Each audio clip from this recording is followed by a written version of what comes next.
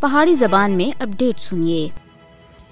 بھارت اور اس کے بدنام زمانہ ایجنسیاں کی طرف سے مقبوضہ جموں کشمیر میں کدے ایک تو کدے دوئے بانے کشمیری عوام کی جائیداد و املاک ضبط کرنا ایک معمول بن گیا ہے۔ نئی دہلی کے زیر کنٹرول بدنام زمانہ SIA سن حال ہی مقبوضہ جموں کشمیر میں 86 مقامات کے اتنے واقع 124 جائیداداں زمین اور عمارتوں کو ضبط کر کے دائے۔ بھارتی حکام سن مقبوضہ جموں کشمیر میں آزادی پسند عوام اور جماعت اسلامی مقبوضہ جموں کشمیر کے سینکڑا جائیداداں دی نشاندہی بھی کی اور انہوں کو ضبط کرنا ہے۔ مقبوضہ جموں کشمیر میں قابض حکام پہلے تھیں آزادی پسند کشمیری عوام اور جماعت اسلامی مقبوضہ جموں کشمیر کی کروڑاں روپے مالیت کی جائیداداں ضبط کر چکے ہیں۔ اس سال جنوری میں بدنام زمانہ NIA سن مسئلہ کشمیر کے پرامن حل کی تحریک کی قیادت کرنے کی وجہ تھی سری نگر میں واقع کل جماعتی یورید کانفرنس کے صدر دفتر کو بھی ضبط کر کے دائے۔ کشمیری عوام کی جائیداداں ضبط کرنا مودی حکومت کی طرف سے سراسر سیاسی انتقام ہے اور اس بدترین انتقام کا مقصد کشمیریوں کو تحریک آزادی کشمیر سے دور رکھنا ہے،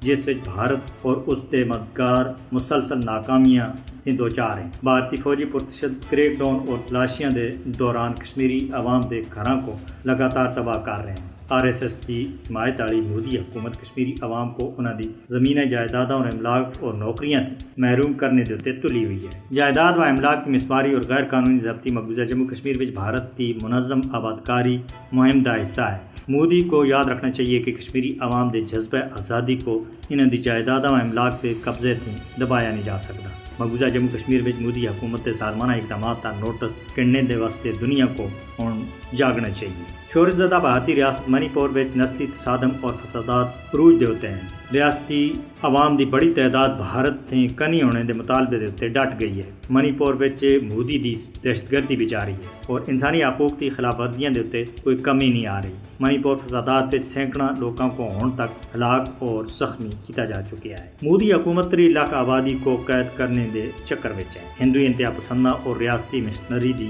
طرف سے عیسائی کوکی قبائل اور یونائٹڈ پیپلز فرنٹ کے خلاف کاروائیاں جاری ہیں۔